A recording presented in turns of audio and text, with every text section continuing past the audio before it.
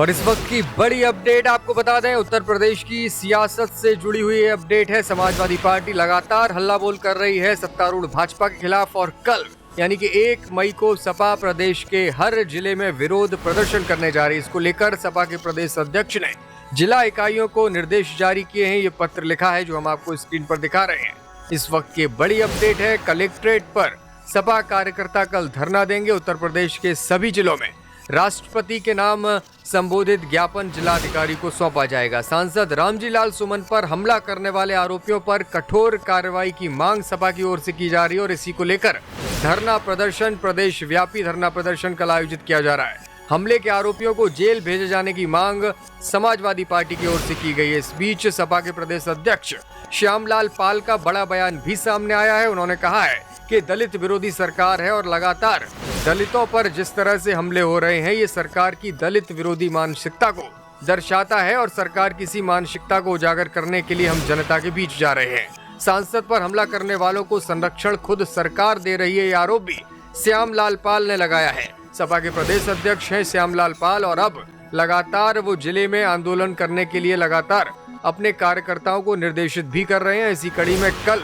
यानी कि 1 मई को उत्तर प्रदेश के सभी 75 जिलों में समाजवादी पार्टी की जिला इकाइयां कलेक्ट्रेट पर जाकर प्रदर्शन करेंगी और साथ ही साथ राष्ट्रपति के नाम संबोधित ज्ञापन जिलाधिकारी को सौंपा जाएगा, जिसमें रामजी लाल सुमन पर जिस तरह हमला हुआ करणी सेना की ओर से उन हमलावरों की गिरफ्तारी की मांग की जाएगी, कठोर कार्रवाई की मांग की जाएगी। साथ ही साथ ये आरोप भी समाजवादी पार्टी लगा रही है कि भारतीय जनता पार्टी की सरकार दलित विरोधी मानसिकता के साथ आगे बढ़ रही है। इसको लेकर श्यामलाल पाल का बड़ा बयान भी सामने आया है। आप खुद सुनिए क्या कुछ श्यामलाल पाल इस वक्त कह रहे हैं। समाजवादी पार्टी के लोग जब इस देश में संविधान खतरे में है, लोगों का रिजर्वेशन खतरे में है, लोगों को वोट देने का अधिकार भी विलुप्त होता जा रहा है।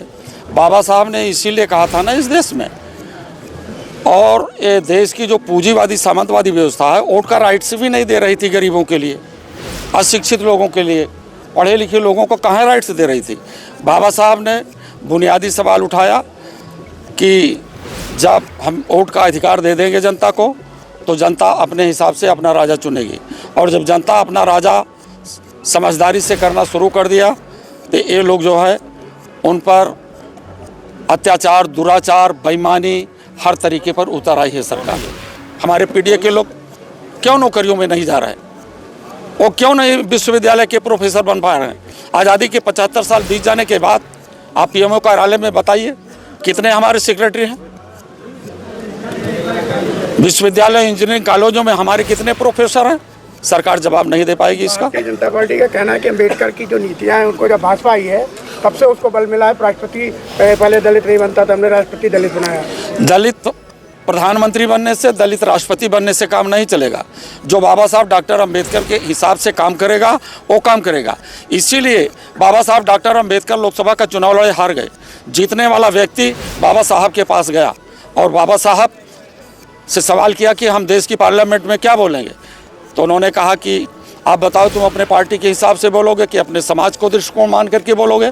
तो उसने कहा कि हम पार्टी के हिसाब से बोलेंगे। तब कहा कि हमारे पास से चले जाओ, तुमको बात करनी चाहिए जो लोग वोट दिए हैं उनके हक के लिए, उनके हिस्सेदारी के लिए। तो इसलिए बाबा साहब की सोच समाजवादी पार्टी के लोगों के बीच में है।